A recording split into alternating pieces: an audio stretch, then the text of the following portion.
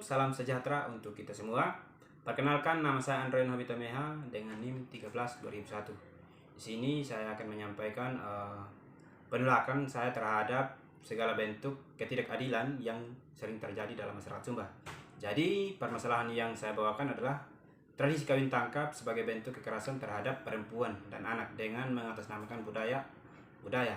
Nah, kawin tangkap ini seiring berkembangnya zaman, perempuan dianggap sebagai manusia yang lemah, emosional, irasional, mengantarkan kaum perempuan sebagai pribadi yang seringkali diasingkan dalam lingkungan sosial, dan juga menempatkan perempuan juga sebagai kelompok yang rentan menjadi korban kekerasan. Nah, salah satu penyebab perempuan rentan terhadap kekerasan ialah budaya patriarki yang memberikan kuasa atau posisi lebih tinggi kepada laki-laki.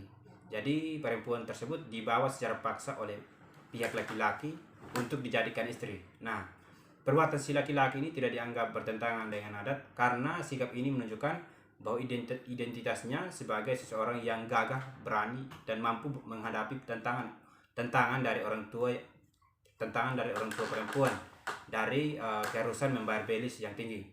Kemudian beberapa perempuan ini telah berusaha melawan perkawinan tradisional ini, tetapi dengan risiko mereka dibuang oleh keluarganya dan dianggap sebagai perempuan yang melanggar adat dan dipandang negatif oleh masyarakat karena ia sudah dinodai oleh laki-laki yang menangkapnya. Kemudian karena itu banyak kaum perempuan yang tidak berani melawan dan hanya menerima nasib mereka. Perempuan ini dibungkam dan harus rela menerima nasib mereka walaupun mengalami tindak kekerasan baik secara fisik, psikis, dan seksual demi kepentingan laki-laki yang mengawininya dan keluarga dari laki-laki. Jadi ini merupakan suatu tindak pidana kekerasan seksual. Nah, penolakan saya juga ini didasari pada UUD NRI 1945 sebagai lex generalis atau undang-undang umumnya. Bunyinya itu setiap orang berhak atas kelangsungan hidup, tumbuh dan berkembang serta berhak atas perlindungan dari kekerasan dan diskriminasi. Kemudian mengarah pada Undang-Undang Nomor 12 Tahun 2022 tentang TPKS pada pasal 2 dan 4 didasarkan pada asas.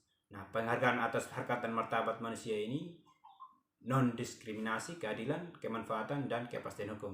Jadi TPKS dapat berupa pemaksaan perkawinan. Tentu jelas bahwa kawin tangkap ini merupakan bentuk TPKS. Selain regulasi hukum tersebut, penolakan saya juga didasari pada hak asasi manusia, yang pada Universitas HAM itu mengakui bahwa manusia terlahir memiliki kehendak bebas atau free will, serta diakui manusia memiliki martabat yang harus dihargai dan dihormati.